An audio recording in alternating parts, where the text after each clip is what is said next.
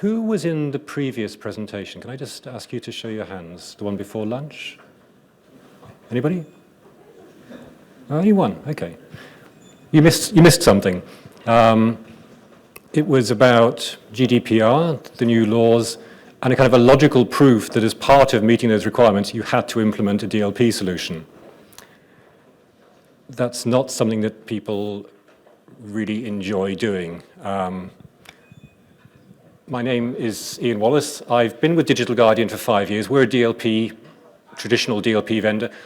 We think of it now more as an advanced threat protection platform rather than just DLP, but DLP is certainly part of what we're doing. And I'm going to focus on that DLP because it's relevant to the theme that we've got going here. DLP has a reputation. 5 years ago, nobody wanted to say DLP. You'd say, oh, we do something different, but not DLP. And if you said DLP to people, they'd lose interest very quickly. With what's happened in the last couple of years, the major breaches that we read about every day in the newspaper, it's become a commonly accepted term. Everybody's claiming to do DLP. At the ITSEC event in Germany last week, lots of vendors using DLP and breaking the kill chain. We're all saying the same things, and it's very difficult to differentiate between those. I don't want to talk so much about the product, but I want to talk about how you can actually do this successfully. Alexei, in his previous presentation, proved logically that we all have to implement some sort of DLP if we process any sort of personal information. There's other information that is not covered by that set of laws that a lot of companies want to protect: intellectual property, designs, CAD drawings. It's not always financial or personal, but the principles are the same. And the focus really is on not just how to do it, but how to do it successfully. So I'm going to start off with a very brief introduction to the company. I'm guessing a lot of you may not have heard of Digital Guardian. It's not a household name, although in the particular sector of DLP, it's one of the leading players.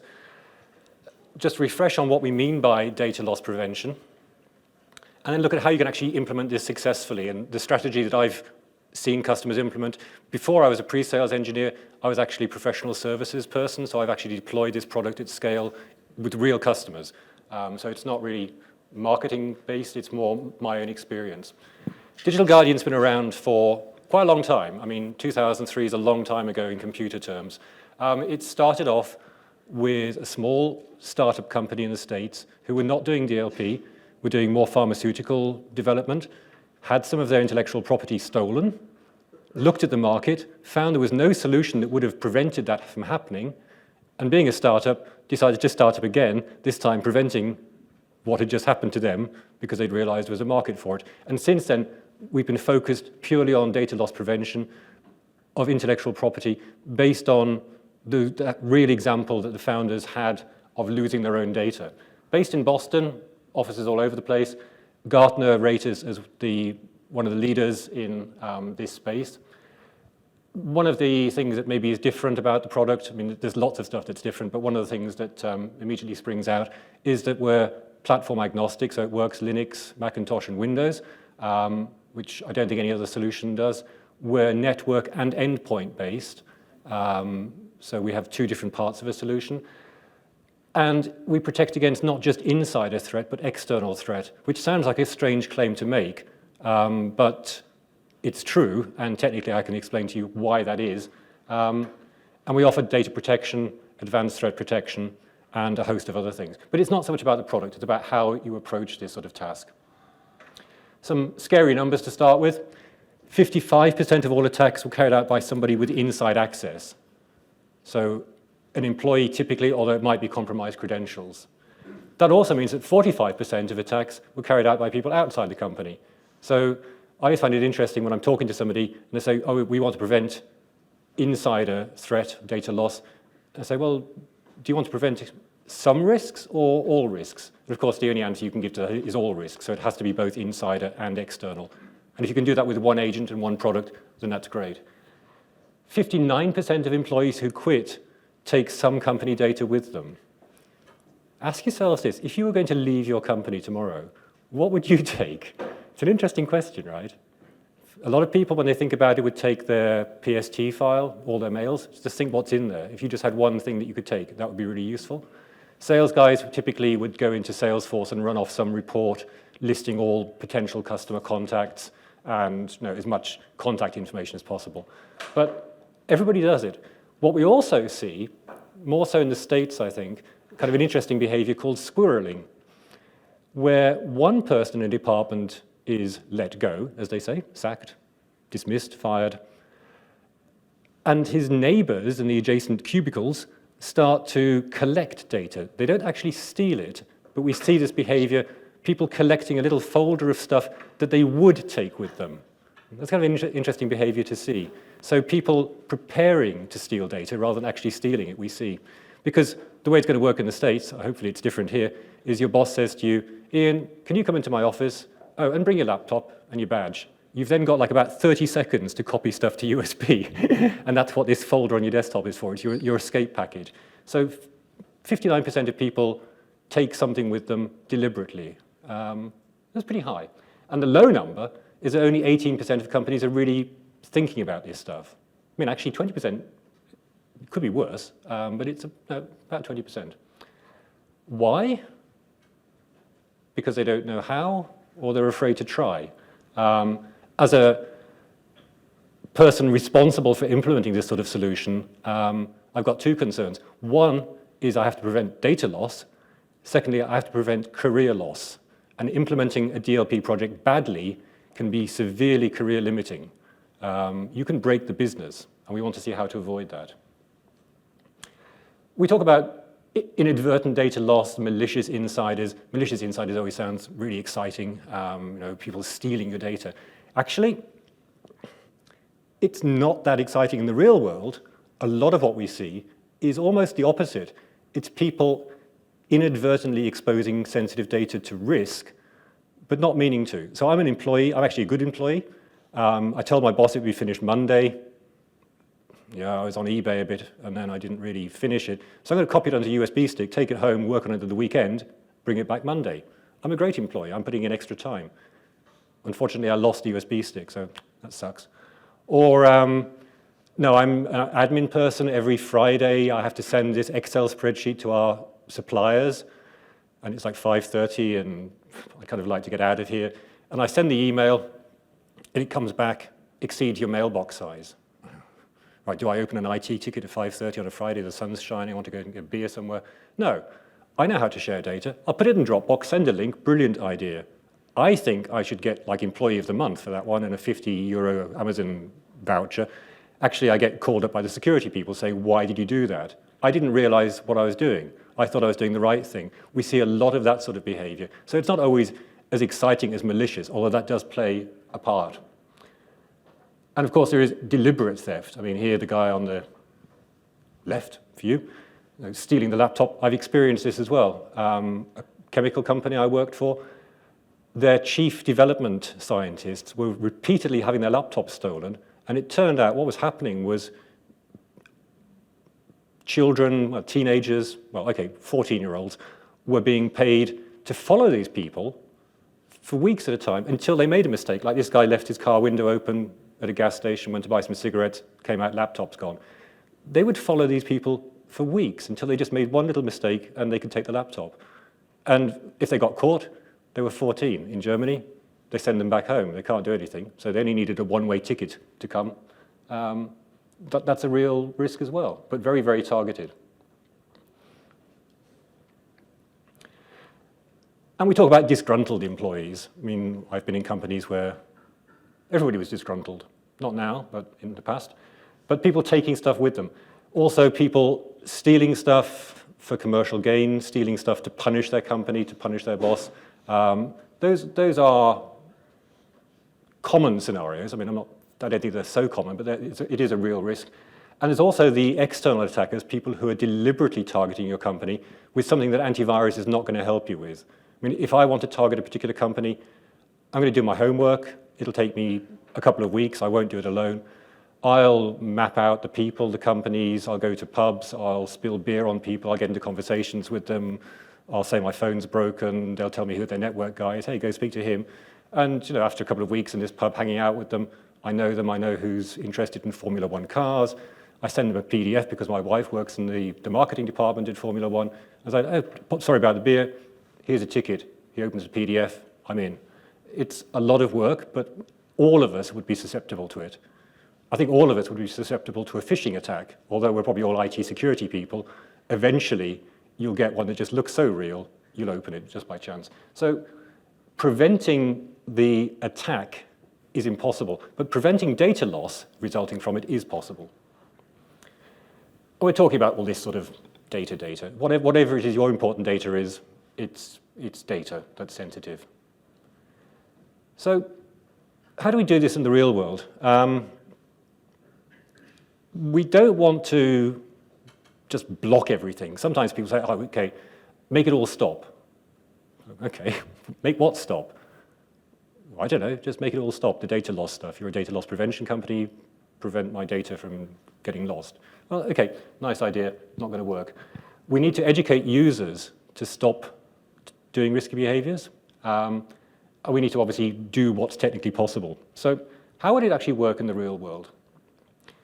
Well, obviously, there's some basics. You have to have some acceptable use policy, some security policy. I can't do that for you. No vendor will. Okay, consulting firms will. Be clear that people understand what's in that policy. Make sure it's communicated. Make sure people actually do understand what it means. But even so, I read some policy when I joined the company. Do I remember it 6 months later? Probably not. Does it really apply to me every day? Not really. But you have to start from there. I won't implement policies in a tool where there's no actual company policy against it. Why would you want to stop people doing that? You don't tell them they can't, so why stop them? But this has to be the starting point. And if you have this, that's a good place to start. I can take this policy, which is a piece of paper, and give you a tool which will help you to implement and monitor that policy, which actually makes it an effective business process. A policy without a tool to enforce it is just a policy. You can ignore it. It's like a nice to have. We want to make sure that people understand what is and isn't acceptable. Doing a DLP project as part of a larger data security project is a really good idea. There's lots of interesting stuff out there on the market. Educational videos, education programs, companies that will do phishing testing for you, actually send your employees phishing emails to educate them. If you can do it as part of a larger plan so that people understand what they should be doing and then help them to do it correctly, that's a really good idea. It's not an IT department project that takes 2 weeks. It's part of a larger IT awareness project, if it's done properly. It doesn't have to be, but it works better that way. Think about what happens when somebody leaves the company or you think somebody's likely to be upset. Maybe they didn't get a promotion and maybe they got a grudge. To monitor those people maybe differently. General Electric, one of our biggest customers, actually has a specific report that when somebody leaves, they have what's called an exit interview. The employee comes into the office with personnel and their manager, and they talk about the goods and the bads. And at the end of it, they say, you understand the acceptable use policy, that you won't take any data with you. Go, yeah.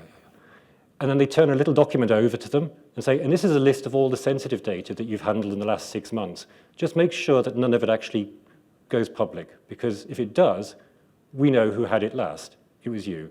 And just doing that, even if it's not really enforceable, has a big impact, they think. It actually makes people think twice or 3 times about what they're about to do, or maybe were thinking of doing. No, you sort of felt like, I'll get you, and then you realize actually the legal implications of doing it, and it just brings you back down to earth. We need tools that will help us implement this. We need comprehensive data classification policies, automatic based on content, based on context, based on the user's input. That's obvious. We need some way of actually implementing this policy at the end point. It's at the end point that data loss occurs. It's not from the servers. It's from your laptop, your desktop systems, your bring your own disaster systems if you have them, although that's a little bit more tricky. And we need some way of monitoring the data, not just to monitor people, but to monitor the effectiveness of what we're doing. Are we actually going the right way? Are we making things better? Are we securing our data? We spent money. Was it money well spent? So you need all of that. So how do we do it in real world? Okay, management buy-in, everybody says that. It is important. I've been in a case where a top currency dealer was stealing data. We detected it, we told his manager told his manager, and he said, I don't care. He's my best employee. He earns us millions a day. He can do what he likes. Well, that's not really management buy-in. That doesn't really help you implement something. Technology is not just a solution. And a DLP product is not the policy. The policy has to come first. People or customers often ask me, what do other customers do? What policy should I have? I can't answer that. That has to come from the business. It's also a mistake to think that you're buying a product and maybe some professional services and it's 5 days. It's not. It's a tool that's going to take you on a journey that's going to last more than 5 days. Although it may start off with 5 days of professional services or 10 days or 20 days. But it's not the end of the journey. You're not saying, oh yeah, we'll have done DLP by the 25th of November, tick. It's not that sort of project. You'll see why. Start with visibility. Don't change anything. Get visibility into what's going on in the company, see how your data is flowing, print out a report or analyze it in the console. Pick 3 things. Pick the 3 things that scare you the most as the person responsible for that. You'll see 1,000 things. Just pick the 3 things that worry you most. Okay, so we see senior management PST files on a USB stick. That's bad. We see CAD drawings going to Dropbox. Oh, that's bad. We see unencrypted credit card numbers in emails. That's bad. Pick those 3 and start to correct them. Resist the temptation to do everything on day 1. Produce a prompt that tells people, well, in this case, it's a terrible prompt. It tells them nothing. This action is being recorded. What did I do? I'll show you a better example in the next slide. But you can start off by prompting people with an option to continue. So I'm doing something, I'm warned, I can choose to do it or not do it. This is a bad prompt. A prompt should tell people what they just did, how to do it correctly, how to get help doing that, and who to contact if they're not sure. So don't copy stuff to unencrypted USB sticks, get an encrypted USB stick. Don't copy stuff to Dropbox, use our share file system, here's a URL for it, here's the person responsible for it. So you're telling them what they've done and what they should be doing and how to get help doing that. That's very powerful. It reinforces stuff that should be in the policy. If it wasn't in the policy, you shouldn't be doing this. This is a better prompt. It tells them exactly that sort of stuff. So I'm telling people for 4 weeks, it's a bad idea, how to do it correctly. At the end of 4 weeks, I change it over and I ask them, why are you doing it? I say, we said don't do it for 4 weeks, you're doing it, why? Maybe there's some business process that I haven't understood. And if I break it, I won't be successful. Somebody's still copying stuff to USB because they're working in an engineering department, they have some Siemens simulation software, they write programs, they copy it to USB sticks, they take the USB sticks into the factory, they put the USB sticks in the machine tools, and they reprogram the machine tools. If I block that, I would have broken that part of the business. I've seen that. And after another 4 weeks, now I'm going to block. I'm going to block the behavior and say, sorry, you can't do that. I warned you, I asked you why you were doing it, no response, now you can't do it. If I do break something, it's not my fault. Are we there yet? No. I fixed 3 things, but I've still got visibility to what's happening. I go back, I pick another 3 things, I do the same again. It's a process. Over time, the business changes, the tools we use change, the user's behavior change. But I've got a tool that gives me visibility at the kernel level into what's happening. I can just keep going back and fixing this and adapting it. Helping people do the right thing is a much more positive job than blocking stuff all the time. You can actually feel good about yourself doing this as well, because it will keep changing. It's not a 5-day thing. But you've got a tool and you've got a policy, you just keep going. It takes time, but you can stop data getting lost. And what I've just said about users, that was like, what, 54%, right? And the other 45% we can do as well because of the way our technology works. Somebody coming in externally, planting malware, again, that's just stuff that we see at the kernel level and inside the applications. We've got patterns that match that type of behavior, not the actual malware, obviously, because it won't have a pattern. But it's just stuff happening that we see, and we have a policy that we can use to block. So the 55% of users is what we traditionally think about. The 45%, you don't generally associate with a DLP product, but we're what we call a threat-aware data protection platform. It's a term that's kind of not current. I'm not using it. People know what DLP is, so I prefer to use that. But DLP from external threat, for us, based on an agent, based on the Windows, Linux, or Mac kernel, it's the same problem. It's just different policies. The principle is the same. And with a network device, I can reduce my risk by 80% probably. With standard DLP policies, I can get another 15%. The 5% that's left are all the interesting what-if cases. Don't let those extreme what-if cases put you off at least trying to do the other 95%.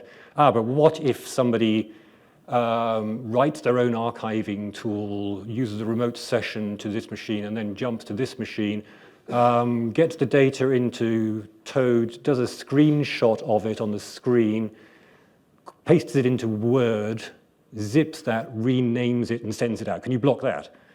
So, well, probably, but let's not worry about that until we've got a day where you go into your console and there's nothing interesting in there. Then we'll talk about all the interesting what-ifs, because otherwise you'll never start. You'll just keep going with like what-ifs. So,